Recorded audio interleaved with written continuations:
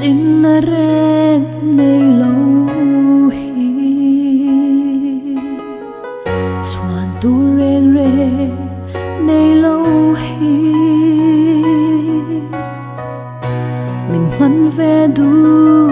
avangin thiên lung in lom thu ca shil che mi fel the dog thang lufa sak lo le bui ngai i rong bon hun cha min pe ka vangin ka thin lung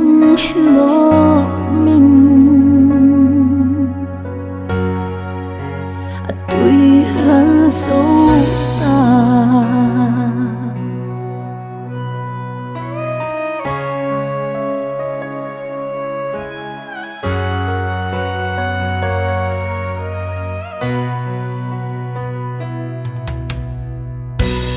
mangai na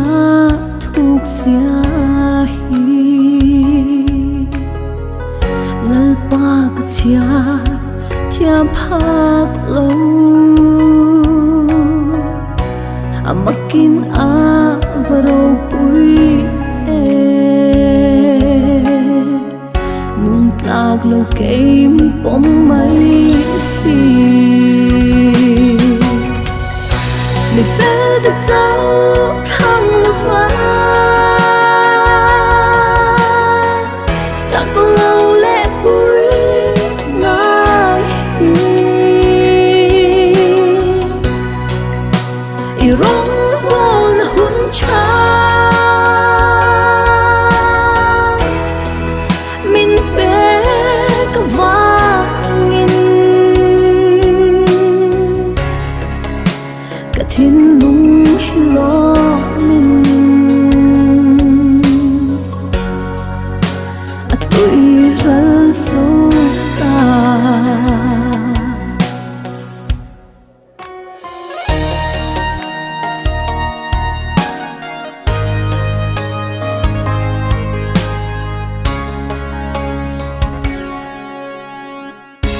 ka tin na lal a pathia ka fel na le ka moi na ka mangai che o Isu ka in nga na ka lung pui he mi fel the dog thang lufa sak lo le bui ngai i rong bon hun cha min pe ka vangi ka thin lung lo min a tui ral so ta mi fel the dog